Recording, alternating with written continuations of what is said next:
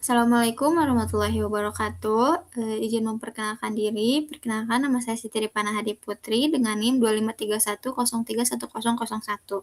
Di sini saya akan mempresentasikan tentang AutoCAD. Nah, yang pertama itu ada deskripsi.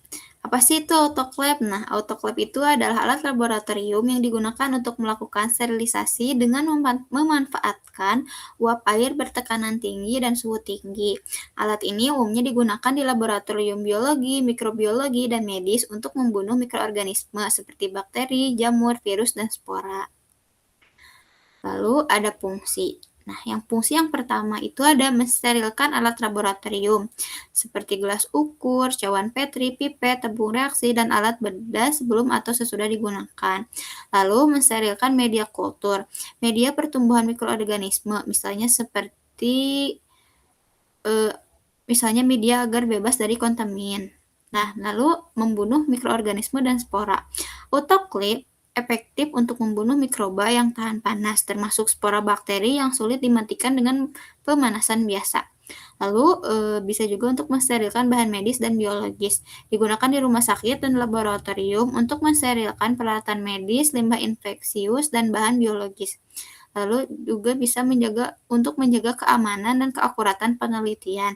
Dengan mencegah kontaminasi, autoclave membantu memperoleh hasil eksperimen yang valid dan aman. Lalu ada penggunaan alat.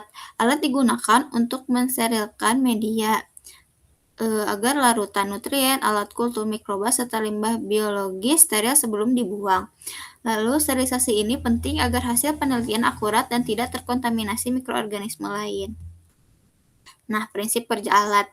Prinsip kerja autoclave adalah penggunaan uap air panas pada suhu dan tekanan tinggi untuk membunuh mikroorganisme seperti bakteri, virus, jamur, dan spora, serta untuk mensterilkan berbagai alat yang tidak dapat dibersihkan dengan cara kimia atau fisik biasa. Lalu ada gambar dan bagian alat. Nah, untuk gambar di nomor 1 itu ada tombol pengatur waktu atau timer. Lalu pada gambar nomor 2 ada katup pengeluaran uap.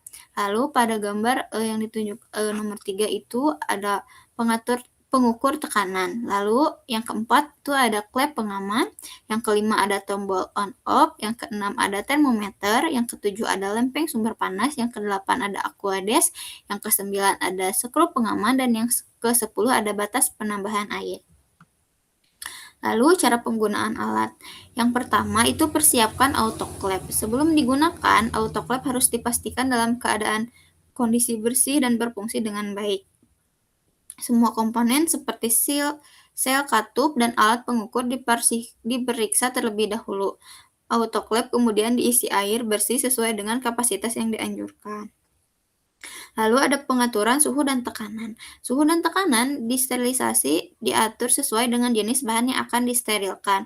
Umumnya sterilisasi dilakukan pada suhu 121 sampai 134 derajat Celcius dengan tekanan 15 sampai 30 PSI agar mikroorganisme dapat dimatikan secara efektif.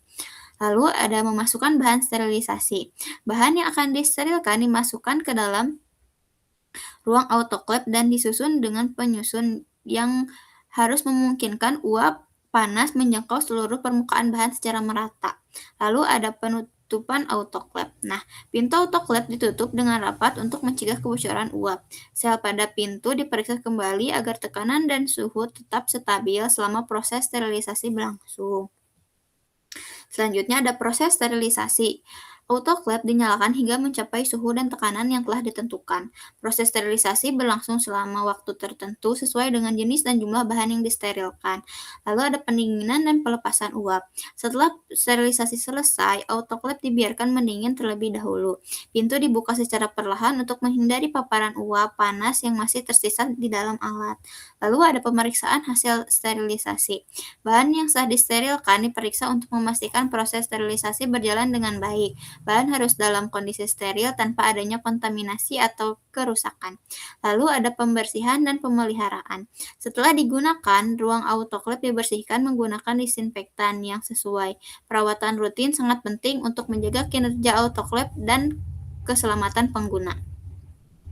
Di sini ada link YouTube penggunaan alat yang bisa ditonton untuk melihat secara langsung bagaimana cara penggunaan alat tersebut.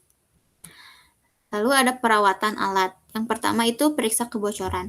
Rutin memeriksa kebocoran pada autoclave sangat penting. Pastikan semua katup, sel, dan komponen autoclave lainnya berfungsi dengan baik dan tidak ada kebocoran uap atau air yang diinginkan.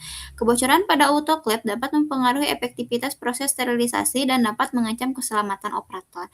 Lalu yang kedua ada membersihkan dan mendesinfeksi, yaitu membersihkan autoclave secara teratur sangat penting untuk menjaga kebersihan dan keamanan operasionalnya. Setelah setiap penggunaan, pastikan untuk membersihkan ruang sterilisasi dan komponen lainnya dengan desinfektan yang sesuai. Membersihkan autoclave secara teratur juga membantu mencegah akumulasi kerak atau residu yang dapat mengganggu kinerja autoclave. Lalu ada memeriksa sensor dan kontrol. Periksa sensor suhu dan tekanan pada autoclave secara teratur untuk memastikan bahwa mereka berfungsi dengan benar. Sensor yang rusak atau tidak akurat dapat menghasilkan hasil sterilisasi yang tidak konsisten dan mempengaruhi keamanan produk yang disterilkan.